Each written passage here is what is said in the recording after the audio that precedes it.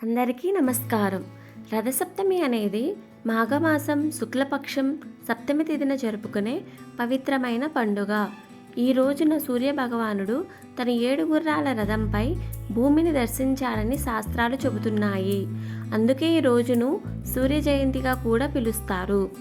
రథసప్తమి ప్రాముఖ్యత: ఈ రోజుతో సూర్యుడు ఉత్తరాయణ గమనాన్ని పూర్తిగా ప్రారంభిస్తాడు.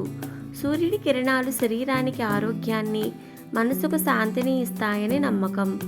సంవత్సరంలో సూర్యారాధనకు ఇది అత్యంత శుభదినం. రథసప్తమి చరిత్ర: పౌరాణిక కథల ప్రకారం కాశ్యప మహర్షి మరియు అదితిదేవికి పుట్టిన కుమారుడే సూర్య భగవానుడు. లోకానికి వెలుగును ప్రసాదించేందుకు ఈ రోజునే సూర్యుడు తన రథంపై బయలుదేరాడని పురాణాలు చెబుతున్నాయి.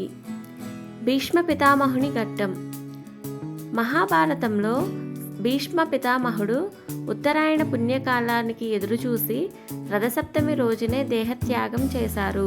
అందువల్ల ఈ రోజుకు మోక్షదాయకమైన శక్తి ఉందని విశ్వసిస్తారు.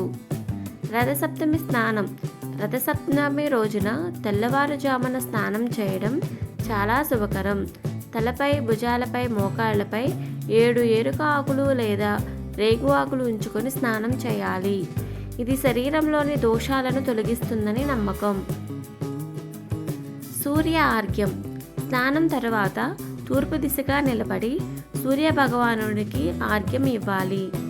రాగి పాత్రలో నీరు, పసుపు, కుంకుమ వేసి ఆర్ఘ్యం ఇస్తూ ఓం సూర్యాయ నమః అనే మంత్రం జపం చేయాలి. పూజా విధానం: సూర్యునికి ఎర్ర పువ్వులు, బెల్లం, గోధుమలు, పాయసం నైవేద్యంగా సమర్పించాలి. ఎరుపు రంగు సూర్య భగవానునికి అత్యంత ప్రీతికరమైనది అని శాస్త్రాలు చెబుతున్నాయి. చేయవలసిన పనులు: ఈ రోజున తెల్లవారుజామున లేవడం, సూర్య నమస్కారాలు చేయడం, ఆదిత్య హృదయం స్తోత్రం చదవడం, పేదలకు అన్నదానం చేయడం చాలా మంచిది. ఇవన్నీ పుణ్యఫలాన్ని ఇస్తాయి.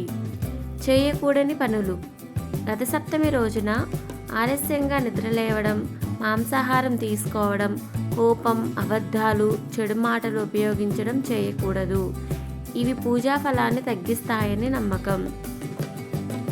రథసప్తమి లాభాలు: రథసప్తమి పూజ వల్ల ఆరోగ్యం మెరుగుపడుతుంది. చర్మ వ్యాధులు, కంటి సమస్యలు తగ్గుతాయి.